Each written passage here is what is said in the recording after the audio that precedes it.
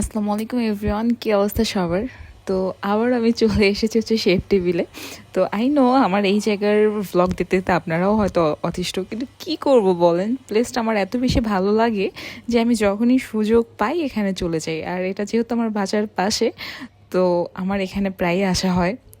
তো আবারও যেহেতু গিয়েছি, ভাবলাম একটু স্ন্যাপ নেই একটু আর এবারটা আমার একটু লং টাইম পরে যাওয়া হয়েছে, কারণ এখন আমি আগের মতো একটু আর থাকে না যে রেস্টুরেন্টের খাবার খাওয়া কমিয়ে দিয়েছি, সো দ্যাটস ওয়াই ব্লগ করাও কমে গিয়েছে। Sorry for that. তো আপনাদের ভালোবাসা যেন সবসময় আমার পাশেই থাকে। আজকে কি করলাম এটা হচ্ছে ছোট্ট করে শেয়ার করবো আপনাদের সাথে। তো প্রত্যেকবার আমি শেফ টেবিলে গেলেই হচ্ছে ইন্ডলাচ থেকে different different type pastry order দেই, ডেজার্ট অর্ডার করি। এটার ব্লগগুলো অলরেডি আমি শেয়ার করেছি। তো এবারটা ভাবলাম একটু ডিফারেন্ট কিছু ট্রাই করা যাক, সো দ্যাটস ওয়াই আমি অ্যানাদার ফুড কোর্ট থেকে নিয়েছিলাম হচ্ছে পিৎজা।